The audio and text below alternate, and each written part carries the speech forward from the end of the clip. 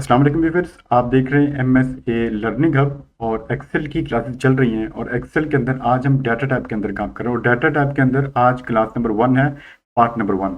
और इसके अंदर हम गेट एंड ट्रांसफॉर्म डाटा पे काम करेंगे और साथ ही क्वेरीज एंड कनेक्शंस पर काम करेंगे। दो ऑप्शन है हमारे पास और इनके अंदर फर्दर ऑप्शन आप देख रहे हैं। इसमें जो फर्स्ट 3 ऑप्शन है बेसिकली ये हम आउटसोर्स से कोई डाटा लेके फाइल लेके आना चाह रहे हैं, उसको इम्पोर्ट करने के लिए हम ये यूज़ करते हैं। इसमें फर्स्ट ऑप्शन गेट डाटा है, इस पर क्लिक करें तो इसमें आप ये देखेंगे फर्स्ट ऑप्शन फ्रॉम फाइल, उसके सामने आपका डिफरेंट ऑप्शन है। फ्रॉम वर्कबुक ये एक्सेल की फाइल है, और फ्रॉम टेक्स्ट और CSV तो /CSV है। ये टेक्स्ट की फाइल हो यानी नोटपैड की फाइल हो या CSV फॉर्मेट में फाइल हो, XML है, इसमें डिफरेंट ऑप्शन है। और इसी तरह से आप आते हैं नीचे तो डेटाबेस यानी MS एक्सेस और दूसरी फाइल्स हैं। और इसी तरह से नीचे जितने भी आएंगे तो ये आपके पास डिफरेंट ऑप्शन है। जिस भी फॉर्मेट के अंदर आप आउटसोर्स से कोई फाइल लेके एक्सेल में इंपोर्ट करना चाह रहे हैं तो यहाँ से आप वो चूज़ करके उसको इंपोर्ट कर सकते हैं।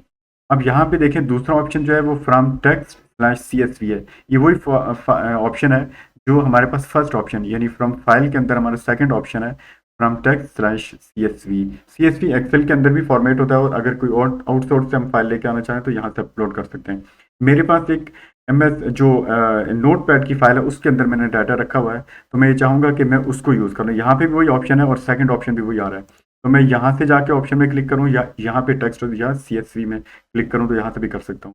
तो मैं नोट पैड की फाइल लेके आना चाह रहा हूँ, इसको इम्पोर्ट करना चाह रहा हूँ इसके अंदर, तो इस पर मैं क्लिक करूँगा तो यहाँ पे ये हमें डेस्कटॉप पे लेके जाएगा, या जहाँ से भी आपने फाइल रखी है वहाँ जाएँ। मैं डेस्कटॉप पे जाता हूँ, यहाँ पे मैंने सेल्स रिपोर्ट रखी है 24, इस पर क्लिक करता हूँ और इसको इम्पोर्ट कर देता हूँ। इंपोर्ट करूँगा तो थोड़ा सा टाइम लेगी फाइल ओपन होने में। तो यहाँ पे ये आप देखेंगे कि इस तरह से ये फाइल ओपन हो गई है। तो जो डाटा हमने वहाँ लिखा हुआ था वो यहाँ पर आ गया है। वहाँ पे हम MS जो आपका नोट पैड की फाइल है उसमें आप टैब यूज़ करते हैं, टैब यूज़ करके आप अरेंज कर सकते हैं, या कॉमा यूज़ करके आपने किया हुआ है, सेमी कॉलन यूज़ किया हुआ है, या इसी तरह से स्पेस यूज़ करके आपने डाटा किया हुआ है, उनको भी आप यहाँ पे इसी तरह टेबल में कन्वर्ट कर सकते हैं। लेकिन अगर हमने वहाँ पे स्पेस या सेमी कॉलन यूज़ किया हुआ है या हमने वहाँ पर कॉमा यूज़ किया हुआ है, तो यहाँ पे डेलीमीटर के अंदर आके हमें उससे बताना पड़ता है कि हमने जो किस तरह से उसको कैटेगराइज या उसकी पार्टीशन करना चाहते हैं। कॉलन के थ्रू करना उसके करना चाह रहे हैं, कॉलन लिए हुए हैं, उस कॉलन को सामने रखकर या उसके अकॉर्डिंग वो इसको टेबल्स में कन्वर्ट करे, या कॉमा या इक्वल साइन है या सेमी कॉलन है वो हम यहाँ पे यूज़ कर सकते हैं, तो या स्पेस यूज़ किया हुआ है। तो मैंने चूंकि टैब यूज़ किया हुआ है वहाँ पर, तो मैं टैब पे क्लिक कर रहा हूँ। अगर यहाँ पे फॉर एग्जांपल आपने कॉलन यूज़ किया है तो आप ये देखेंगे कि वहाँ चूंकि मैंने कॉलन यूज़ नहीं किया तो यहाँ पे उनको सबको मर्ज कर दिए, चूंकि कॉलन नहीं है तो मर्ज कर देगा। और फिर आके आप कॉमा पे क्लिक करें तो देखेंगे चूंकि वहाँ पे कॉमा नहीं है तो उसने भी फिर से मर्ज कर दिया है। तो मैं चूंकि मैंने यूज़ किया हुआ टैब, तो टैब पे क्लिक करूँगा तो अब ये देखेंगे कि उसने इस तरह से टेबल में कन्वर्ट कर दिया उनको। नीचे ऑप्शन दूसरा एक तो लोड का ऑप्शन और दूसरा ट्रांसफॉर्म डाटा का। ट्रांसफॉर्म डाटा के अंदर हम जाकर चीज़ों को अगर एडिटिंग करना चाहें वहाँ पर तो कर सकते हैं। मैं अभी वहाँ नहीं जाऊँगा, इसलिए कि अगर बाद में देखूँगा इसकी ज़रूरत है तो इसकी अलग से पूरी यानी डेडिकेटेड वीडियो बना दूँगा इसके ऊपर। अभी ज़रूरत नहीं है, चूँकि हम ये फर्स्ट ऑप्शन कर रहे हैं तो मुझे नहीं लगता कि इसकी ज़रूरत है। अगर ज़रूरत हुई तो मैं बाद में इसकी एक अलग से एक डिटेल वीडियो बना दूँगा उसके ऊपर। तो अभी मैं फ़िलहाल जो ये बने हुए हैं इन्हीं को यूज़ करते हुए मैं यहाँ पे लोड पे क्लिक करूँगा। नोट पे क्लिक कर रहा हूँ तो ये थोड़ा सा टाइम लेगा और ये फाइल इस तरह से यहाँ पे आपके पास ओपन हो गई है। ये उसके कुछ ऑप्शंस हैं, जैसे हमने एक्सेल में पहले ऑप्शन किए हैं उसी तरह के ऑप्शन है, इसलिए इनमें जाने की ज़रूरत नहीं। मैं वापस डाटा में आ जाता हूँ।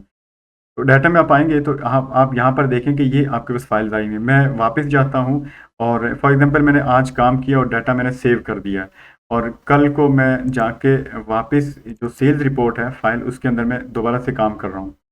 इसमें आता हूँ, यहाँ पे मैं आता हूँ नीचे और मैं चाहता हूँ जो हमारे पास आइटम है 10 आइटम्स हैं और पर आइटम जो रेट है वो कितना होगा 360 है। नीचे आता हूँ मैं, यहाँ पे 12 आइटम है और जो पर आइटम रेट है वो 780 है। नीचे आए और 15 आइटम्स हैं, पर आइटम रेट है 1550। और इस तरह से और जितनी आपने ऐड की है तो मैं यहाँ पे इसको कंट्रोल S करके सेव कर लेता हूँ। यहाँ से क्लोज करके वापस मैं एक्सेल के अंदर आ जाता हूँ। तो एक्सेल में देखें कि हमने वो जो फाइल अब मैंने अपडेट की है उसमें एडिटिंग की है, जो चीज़ें मैंने उसमें ऐड की हैं वो यहाँ पे शो नहीं हो रही। वो शो कैसे होंगी, चूँकि मैंने वहाँ पे जाके उसको अपडेट करना पड़ेगा। तो यहाँ पे रिफ्रेश का ऑप्शन भी है और रिफ्रेश करेंगे यहाँ पे भी हो सकता है, इस पर क्लिक करें तो आप ये देखेंगे कि फाइल रिफ्रेश हो गई है और जो डाटा हमारे था वो यहाँ पे मज़ीद ऐड हो गया जो वहाँ पर हमने अपडेट किया था।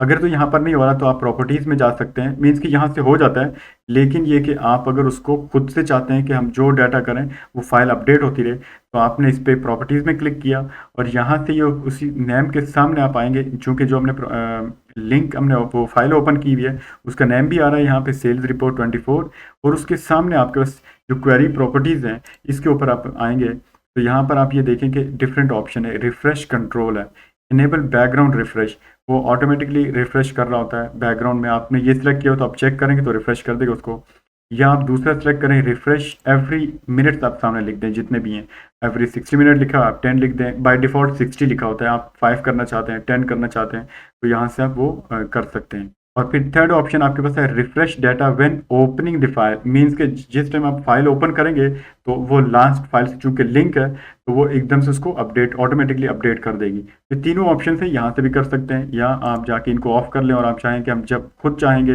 रिफ्रेश करना तो यहाँ पे रिफ्रेश पे जाके क्लिक कर देंगे तो फाइल को रिफ्रेश कर देगा। तो यहाँ पे मैं ये चेक किया हुआ इनेबल बैकग्राउंड रिफ्रेश, तो ये इससे चेक रहने दें चूंकि हम यहाँ से रिफ्रेश कर लेते हैं, लेकिन अगर आप चाहते हैं ऑटोमेटिकली वो समटाइम याद ही नहीं रहता तो यहाँ से हम रिफ्रेश एवरी मिनट्स लगा सकते हैं, जितने भी मिनट्स लगे 10 मिनट 15 मिनट और 5 मिनट, तो जितना आप चाहते हैं कि हम डाटा जो लिख रहे होते हैं इतने टाइम में अपडेट हो जाना चाहिए तो यहाँ पे वो सेट कर लें। यहाँ third option refresh data when opening the file, इस पर कर लें। तो मैंने इनेबल बैकग्राउंड किया हुआ है, जब मैं चाहूँगा तो उसे अपडेट कर दूँ तो इसी को चेक रहने दें और इसको ओके कर देता हूँ और यहाँ से फिर इसको ओके कर दें। तो ये इस तरह से हम यहाँ पर डाटा लेके आ सकते हैं। यहाँ से ये उसकी क्यूरीज भी हैं और यहाँ पे वो नेम भी बता रहा है कि आपकी ये क्यूरी है, इतने टैब्स हैं आपके पास। यहाँ मैं इसको यहाँ से क्लोज कर दूँ। इसके बाद हमारे पास ये फ्रॉम वेब है, यानी वेबसाइट से आप डाटा लेना चाहें तो उसको यूआरएल दे देंगे और वहाँ का डाटा भी आपका इसी तरह से जैसे हमने CS टेक्स्ट फाइल को लेके आए सेम मेथड है, उसको भी वो लेके आएगा, वहाँ पे डाटा इंपोर्ट कर देगा। यहाँ नेक्स्ट ऑप्शन हमारे पास फ्रॉम टेबल रेंज है। इसमें मैं यहाँ नेक्स्ट पेज में आ जाता हूँ यहाँ पर, और ये डाटा इसमें से कुछ इतना बड़ा डाटा है हमारे पास, तो इसमें से मैं चाहता हूँ कुछ स्पेसिफिक जो है वो डाटा मैं ले लूँ। यहाँ से पहले डाटा को सिलेक्ट करूँगा, 35 और 1500 तक डाटा है हमारे पास। ऊपर से क्वांटिटी लिखी हो, इस साइड पे रेट है, और जो लास्ट है हमारे पास 35 और 1500। इस स्पेसिफिक जो एरिया मैंने सेलेक्ट कर लिया है इसका डाटा मैं चाहता हूँ दूसरे पेज के ऊपर लेके जाऊँ, तो उसके लिए मैं यहाँ पे यूज़ करूँगा फ्रॉम टेबल रेंज। इस पर क्लिक करें आप। यहाँ पे वो कह रहा है जैसे हम नॉर्मल टेबल लेते हैं, पेवर टेबल हमने लिया वो उसी तरह से मेथड है ये, माई टेबल है हेडर, और इसको ओके कर दें। यहाँ आप ये देखेंगे नेक्स्ट पेज के अंदर आपके पास डाटा जो है वो लेके आएगा। बेसिकली ये आपका पावर क्यूरी एडिटर है। इसके अंदर अब वो जो डाटा हमने सेलेक्ट किया था 35 एंड 1500 वो डाटा यहाँ पर आ चुका है। इसको यहाँ पे आप क्लोज एंड लाउड पे क्लिक करेंगे, थोड़ा सा वेट कीजिए और इस तरह से ये डाटा आपने वहाँ पे जो सिलेक्ट किया था वो यहाँ पर ये वो जो डाटा आपने वहाँ सेलेक्ट किया था वो यहाँ पे इंपोर्ट हो चुका है इस पेज के अंदर। नेक्स्ट पेज उसने ऑटोमेटिकली नेक्स्ट पेज जनरेट किया और उसमें वो डाटा आके इंपोर्ट कर। वापस मैं आता हूँ लेआउट में और वापस ही रिपोर्ट के अंदर। इसमें आप ये देखेंगे नेक्स्ट ऑप्शन जो है रिसेंट सोर्स के अंदर है। जो फाइल्स फॉर एग्जांपल आपने ओपन की हुई हैं, डिफरेंट फाइल्स ओपन की हैं, तो वो यहाँ पे वो बता रहा है कि जो फाइल आपके पास ओपन हुई जो सोर्स है रिसेंट सोर्स है वो ये आ रहे हैं जहाँ से डाटा आप ले रहे हैं। और इसमें से आप किसी कनेक्शन को अगेन उसको कनेक्ट करना चाहें उसको तो वो अपलोड कर देगा। मीन्स कि एक ही कनेक्शन है लेकिन आप डिफरेंट अगर लिए हैं तो आप उस पर क्लिक करके यहाँ से लोड पे क्लिक कनेक्ट पे क्लिक करें, उस डाटे को कनेक्ट कर देगा, ओपन कर। और एग्जिस्टिंग कनेक्शंस के अंदर आएंगे तो ये आप ये देखेंगे कि एग्जिस्टिंग कनेक्शन जो भी आपके पास हुए हैं जो कनेक्ट किए हैं आपने, तो मेरे पास ये सेल्स रिपोर्ट वाला लिया था तो ये हमारे पास कनेक्ट नज़र आ रहा है कि जो कनेक्शन है वो, और भी जितने भी आपने किए हुए इससे पहले जिनको कनेक्ट किए होंगे वो यहाँ पे सारे शो हो रहे होंगे। उनमें से आप किसी को ओपन करना चाह रहे हैं तो यहाँ पे क्लिक कीजिए और वो आपका जो है कनेक्शन है वो अगेन ओपन हो जाएगा। और ये जो ऊपर हमारे पास ऑप्शन है क्वेरीज एंड कनेक्शंस, वो आप इस पर क्लिक करें। यहाँ पे आप ये देखेंगे कि हमारे पास क्वेरीज एंड कनेक्शंस यहाँ पर आ रहे हैं, और अगर मैं इस पर क्लिक करता हूँ तो ये ऑफ हो जाएंगे। फिर आपको चाहिए यहाँ पर आप देखना चाह रहे हैं कितने कनेक्शन है इस वक्त हमारे पास, तो आप इस पर क्वेरीज एंड कनेक्शंस पर क्लिक कीजिए तो ये आपके पास यूँ ओपन हो। तो वीवर ये थी हमारी आज की क्लास जो get transform data and queries and connections, ये दो ऑप्शन हमने किए, उसमें कुछ ऑप्शंस हैं और इजी है। बेसिकली आप दूसरे जो सोर्स से डाटा लेके आते हैं उसके लिए आप यूज़ करते हैं। तो मिलते हैं नेक्स्ट क्लास में, तब तक के लिए अपना बहुत सारा ख्याल रखिएगा। अल्लाह हाफिज़।